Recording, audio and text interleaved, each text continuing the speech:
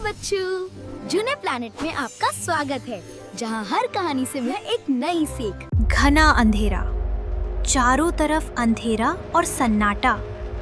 पेड़ों के बीच से गुजरती हवा जैसे कोई राज सुना रही हो, और उसी सन्नाटे को चीरती एक दर्द भरी आवाज। राघव, तुमने सुना?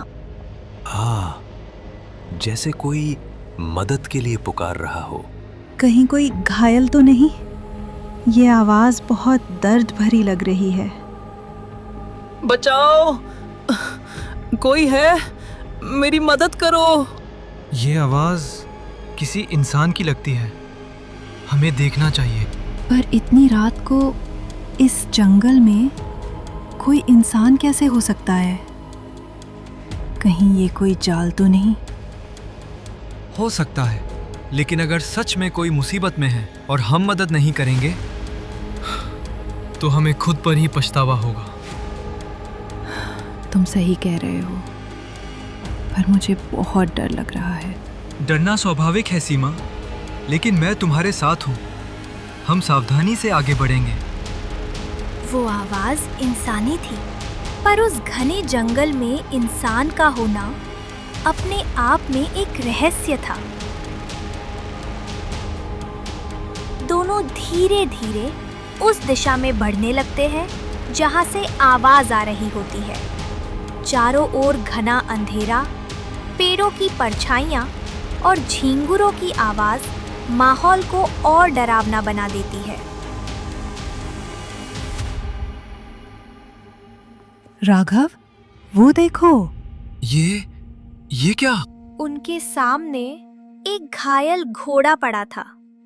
उसकी आंखों में दर्द, शरीर पर गहरे घाव, खून से लथपथ। कृपया मुझे छोड़कर मत जाओ। ये बोल रहा है। राघव, ये घोड़ा बोल रहा है। हे भगवान, ये कैसे संभव है? मैंने अपनी जिंदगी में कभी ऐसा नहीं देखा। डरो मत, मैं तुम्हें कोई नुकसान नहीं पहुंचाऊंगा। मैं बस मदद मांग रहा हूं। राघव, ये सपना तो नहीं? नहीं, मैं भी यही सोच रहा हूं, पर इसकी आवाज इतनी दर्द भरी है। और दया के बीच जूझते हुए आखिरकार इंसानियत जीत जाती है। ठीक है, हम तुम्हारी मदद करेंगे, लेकिन तुम्हें सब कुछ साफ साफ बताना होगा। धन्यवाद। मेरा नाम अग्निवेग है। मैं इस दुनिया का नहीं हूं। मतलब तुम कहाँ से हो?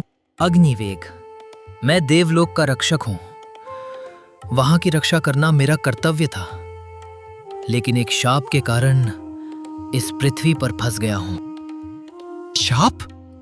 किसने दिया और क्यों? अग्निवेग, एक दानव ने, कालसुर ने। वो मेरी शक्तियों का लालची है। जब मैंने उसे हराया तो उसने मुझे शाप दिया, तू पृथ्वी पर जन्म लेगा, और जब तक कोई इंसान तुझे अपना ना मान ले तब तक तू वापस नहीं लौट सकता। तो तुम कितने दिनों से यहाँ हो? कई महीने भटकता रहा। किसी ने मुझे अपनाया नहीं। सब डरे, सब भागे। उसकी आवाज में सच्चाई थी और आंखों में एक अजीब सी चमक, विश्वास की भीख मांगती हुई। राघव और सीमा उसे अपने घर ले आते हैं। तुम यहाँ सुरक्षित हो, चिंता मत करो। ये हमारा घर है, छोटा है पर तुम्हारे लिए सुरक्षित है। तुम दोनों का एहसान मैं कभी नहीं भूलूंगा। इतने दिनों बाद किसी ने मुझसे दया की है। पहले ठीक हो जाओ, बाकी बातें बाद में। तुमने हम पर भरोसा किया, हम तुम्हें निराश नहीं करेंगे। और अब तुम हमारे मेहमान हो। हमारे घर का कोई भी भूखा नहीं सोता। मैंने कभी सोचा नहीं था कि इंसान इतने अच्छे हो सकते हैं। देवलोक में तो बस अपनी ताकत की पूजा होती है। ये पृथ्वी है, यहाँ ताकत से बड़ी इंसानियत होती है। सूरज की पहली किरण के साथ एक नई मुसीबत उनके दरवाजे पर आ खड़ी होती है। सेठ धनराज, ओए राघव, बाहर निकल, हद कर दी तुम लोगों ने।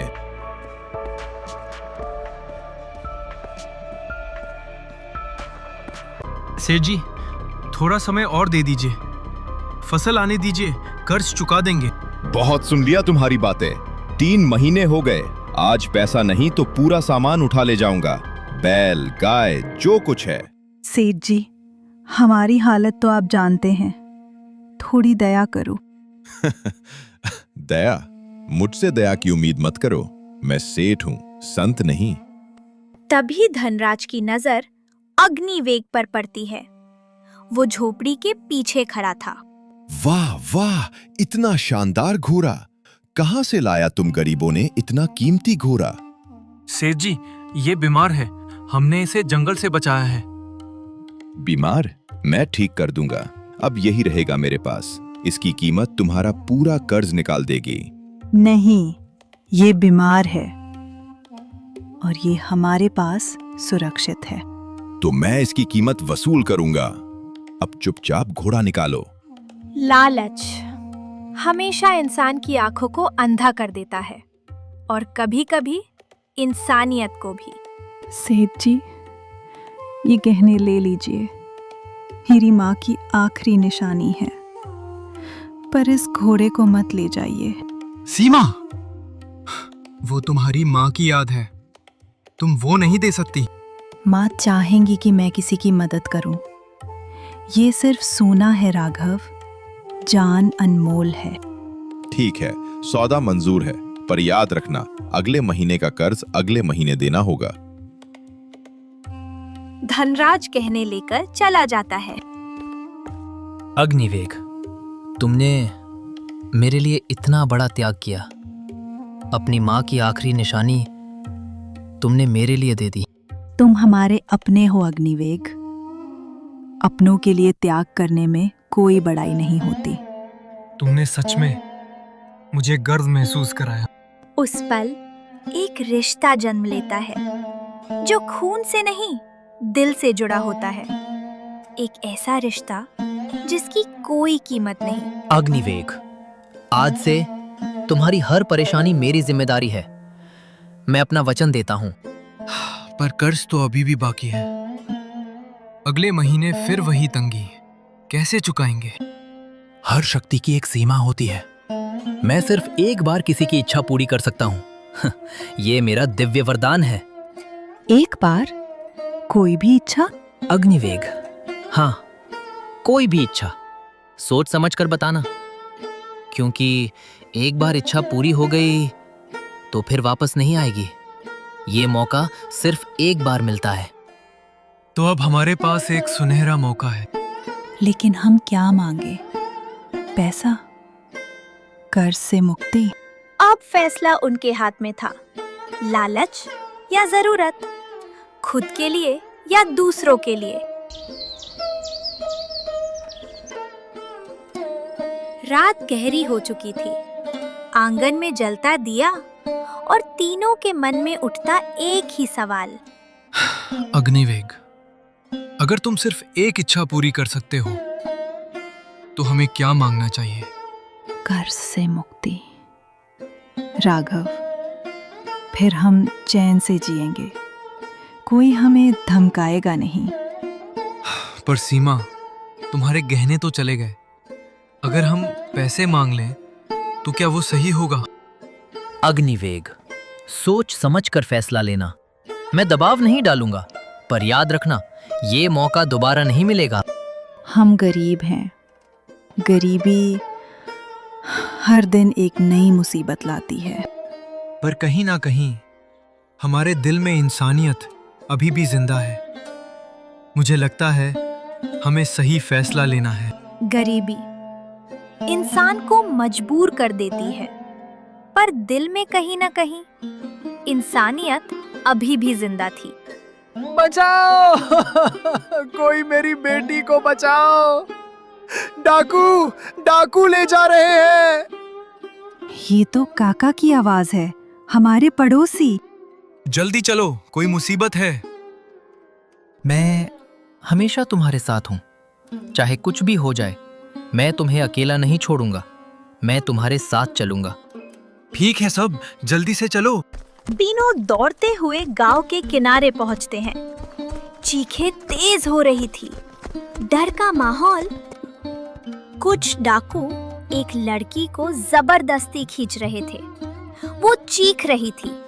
काका बेबस खड़े थे। छोड़ दो उसे, क्या कर रहे हो तुम लोग?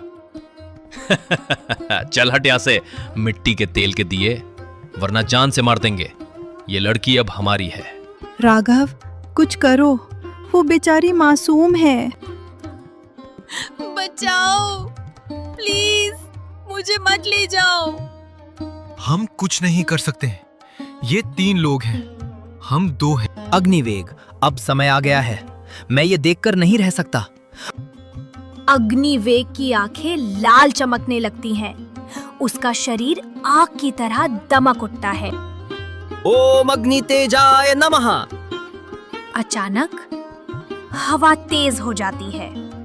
आसमान में बादल गरजने लगते हैं। जमीन कांपने लगती है। ये क्या है? ये घोड़ा, ये आग उगल रहा है। अग्निवेग, भाग जाओ यहाँ से, वरना मैं तुम सबको जलाकर राख कर दूंगा। डाकू सरदार, भागो, सब भागो, ये राक्षस है। कुछ ही सेकंड में सब डाकू जंगल की तरफ भाग जाते हैं। लड़की जमीन पर गिर जाती है। धन्यवाद, धन्यवाद, तुमने मेरी जान बचाई। काका, तुम लोग भगवान हो, सच में भगवान। आज तुम ना होते तो मेरी बेटी। बस काका, बस काका, अब आप अपनी बेटी को ले जाइए, सुरक्षित रखिए। घर लौटते समय तीनों चुप थे। कदम भारी थे, मन में 1000 ख्याल। हमने मौका खो दिया। अगर वो इच्छा हम कर्ज के लिए इस्तेमाल करते तो आज हम आजाद होते। पर हमने किसी की जान बचाई राघव, एक मासूम लड़की की जान। क्या वो कम है? पता नहीं, शायद तुम सही हो। और यही सबसे बड़ी बात है। तुमने अपनी इच्छा मुझसे पूरी नहीं करवाई। तुमने खुद एक मासूम की जान बचाई।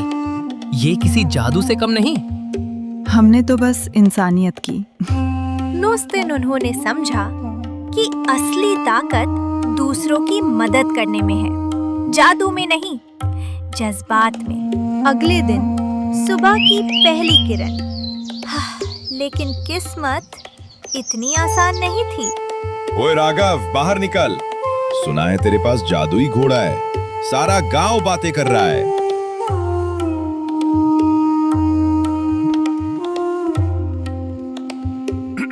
नहीं सेठ जी, ऐसा कुछ नहीं, बस एक साधारण घोड़ा है। झूठ बोलता है। कल पूरे गांव ने देखा कैसे उसने डाकुओं को भगाया।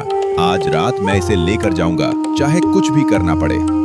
सेठ जी, हमारे पास कुछ नहीं है, हमें छोड़ दीजिए। तुम्हारी बातों का कोई असर नहीं होगा, रात को देख लेना। धनराज उतना बोलकर वहां से चला जाता है। अब क्या होगा? वो आज रात आएगा, वापस नहीं हटेगा। अब खतरा सिर्फ कर्ज का नहीं था, बल्कि अग्निवेग की जान का था, और शायद उनकी भी।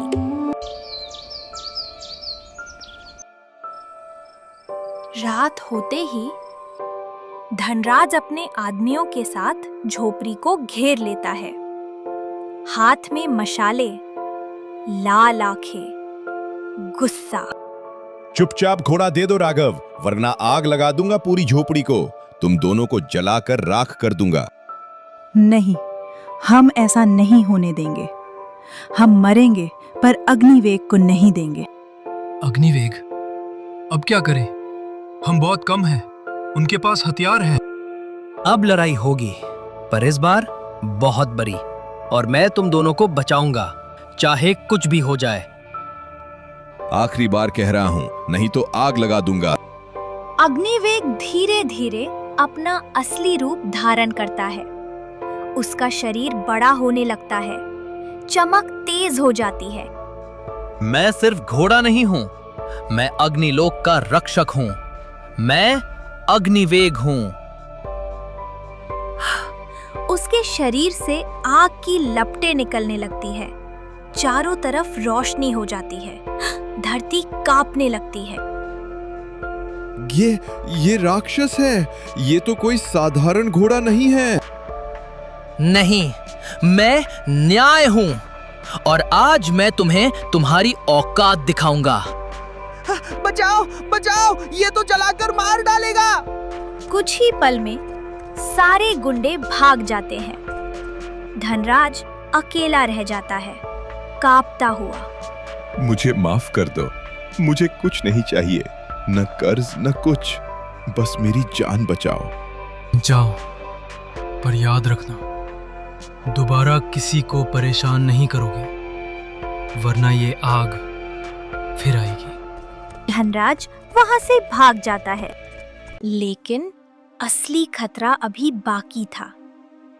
जैसे ही सब शांत हुआ, आसमान में बिजली कौंधती आ जाती है और बादल गरजते हैं। एक काला साया फैलता है। अग्निवेग,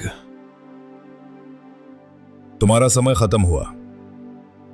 तुम बहुत दिन से यहां पर छुप रहे, पर अब और नहीं। ये कौन है अग्निवेग? ये आवाज कहां से आ रही है? मेरा दुश्मन कालसुर, अंधकार लोक का सबसे खतरनाक दानव, वही जिसने मुझे शाप दिया था। तो अब वो यहाँ आ रहा है? हाँ, और इस बार वो खाली हाथ नहीं लौटेगा।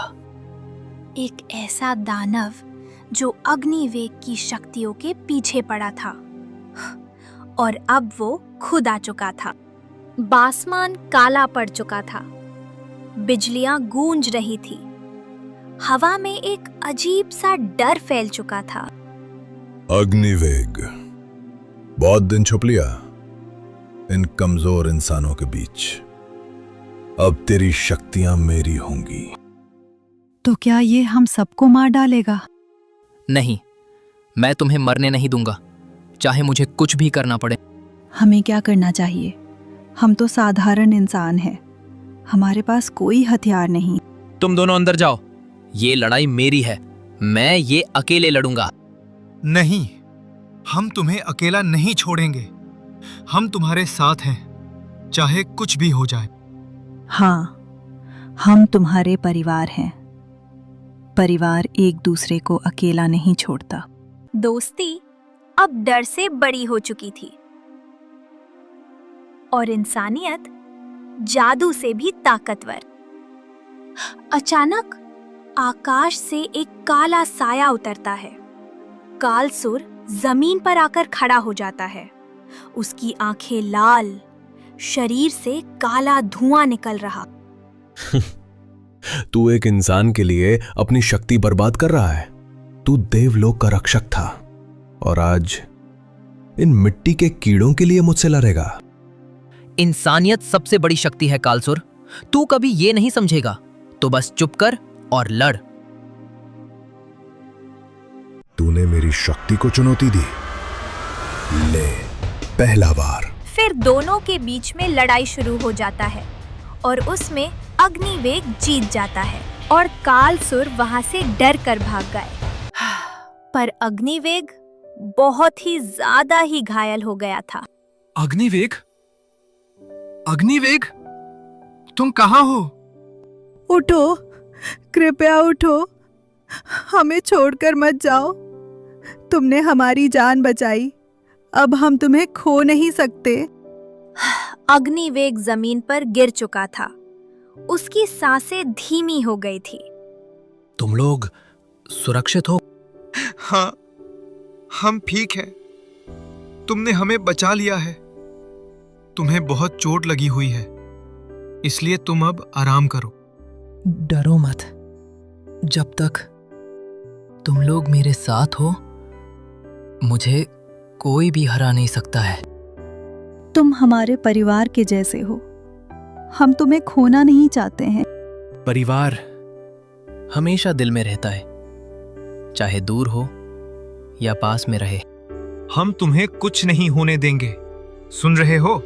कुछ नहीं होने देंगे। लेकिन उसकी हालत खराब हो गई थी और अग्निवेग की आंखें बंद होने लगी। उसकी सांसें रुकने लगी थी।